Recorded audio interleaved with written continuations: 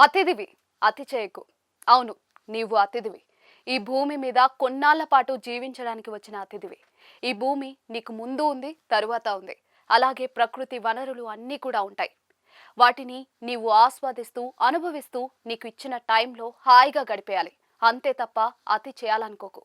నీవే శాశ్వతం అనుకుని విర్రవీగకు. నీకంటే మునగాళ్ళు పోటుగాళ్ళు ఎంతో మంది ఈ భూమి మీదకు ఇలా వచ్చి అలా వెళ్ళిపోయారు. కాలం నిశ్శబ్దంగా వారిని సాగనంపింది. భూమి తనలో వారిని ఇముడ్చుకుంది. అలా యుగాలు జగాలు ఎన్నో గడిచిపోయాక నీవు కూడా వారి మాదిరిగానే వచ్చావు, వారిలాగానే వెళ్తావు. వారికి నీకు తేడా ఏమీ లేదు. రేపు నీ టైం అయిపోగానే కాలం ఇంతే నిశ్శబ్దంగా నిన్ను కూడా తనలో కలిపేసుకుంటుంది. కాళ్ళ కింద మట్టి శాశ్వత నిద్రకు కట్టెల పరుపు పరుస్తుంది. అంతటితో కీల్కతమవుతుంది. పుట్టడం గిట్టడం మధ్యలో చేయాల్సింది ఏమీ లేదా, వైరాగ్యమేనా అని అనుకోవద్దు. ఈ భూమి మీద నీకో జీవితం వచ్చింది. దానిని నీకు చేతనైనంత వరకు అందంగా మార్చుకో. జీవించడమే గెలుపు అని తెలుసుకో. నీకు ఈ భూమి మీద ఇచ్చిన స్లాట్లో నీవేంటో నిరూపించుకో. స్వార్థంగా బతకడం అన్నది కాదు, నిర్మాణాత్మకమైన స్వార్థంగా జీవించడం తెలుసుకో. మరి ఏవి లేవు కావు అనుకోకుండా నీకు ఏం కావాలో, నిన్ను నమ్ముకున్న వారికి ఏం కావాలో చూడు. అది నీ బాధ్యత. వాటి కోసమే తప్పించు. ఈ విధమైన పోరాటంలో నిజాయితీగా పరిశ్రమించు. నీవి నీ కుటుంబమే జీవితం అని భావించొద్దు. నీ కుటుంబం బాధ్యతలు తీరాక సమాజం వైపు కూడా కాస్త చూడు. నీవు ముందు కుటుంబం సభ్యుడివి అయితే కావచ్చు, సమాజానికి కూడా ఒక బాధ్యత కలిగిన సభ్యుడివే అని మరవకు. అలా నీవు ఉన్న ప్రాంతానికి దేశానికి బద్ధుడిగా ఉండు. వీలైనంతగా మేలు చేయడానికి చూడు. కలలో కూడా హాని తలపెట్టడం అన్నది తలవకు. ముఖ్యంగా అందరి బాగు కోరుకో. అందులో నీవుండాలని భావించుకో. అప్పుడే నీవు పుట్టిన దానికి, నీవు నేర్చిన చదువుకు, సాధించిన నైపుణ్యానికి పుణ్యం ధన్యం దక్కుతాయి. భూమి అందమైనది, ప్రకృతి ఇంకా గొప్పది. వాటిని కాపాడాల్సిన బాధ్యత నీదే. నీవు పుట్టినప్పుడు అవి ఎలా ఉండేవో తెలుసు కదా. వాటి వల్ల ఎంతో లబ్ధి పొందావు కదా. మళ్ళీ వాటిని పాడు చేసి శాశ్వతం కాని నీ జీవితం కోసం మేడలు కోటలు కట్టుకోవడం అవసరమా?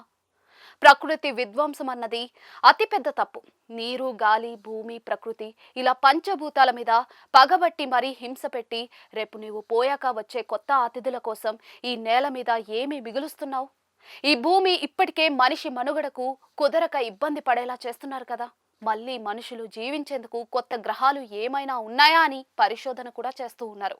అంటే ఎంతో విలువైన ఈ భూగ్రహం మనిషి స్వార్థానికి బలి అయిపోతుంది. ఆ మిగిలిన గ్రహాలైనా సవ్యంగా ఉండనీయరాదా అని ప్రకృతి మాత మొత్తుకుంటూ ఉంది. అది నీ చెవులకు వినపడదా? ఈ భూమి మీద మనిషి ఒక్కడే లేడు. 84 లక్షల జీవరాశులున్నాయి. చెట్లు చేమ ఉన్నాయి. నదులు జల వనరులు ఉన్నాయి. ఇలా ప్రకృతిలో కలిసి ఆ ఆసరాతో జీవిస్తూ ఎన్నో ఉన్నాయి. మరెన్నో ఆధారపడి ఉన్నాయి. మెదడు ఉంది కదా అని, తెలివి ఉంది కదా అని నీ తెలివితేటలతో సర్వనాశనం చేస్తాను అంటే వాటి గతేంటి? ఇతర జీవరాశులు ఏం పాపం చేశాయన్నది ఆలోచిస్తున్నావా? ఈ భూమి మీద మనిషికి ఎంత హక్కుందో ఇతర జీవులకు కూడా ఉంది కదా. మరి నిన్ను వివేకవంతుడని ఎలా అనుకోవాలి? చుట్టుపక్కల చూడకుండా ఏ మాత్రం పట్టింపు లేకుండా భూమి లోపల పైన ఆకాశం దాకా అంతా దోచేస్తూ పోతే రేపు నీవు ఎలాగూ ఈ భూమి మీద ఉండవు.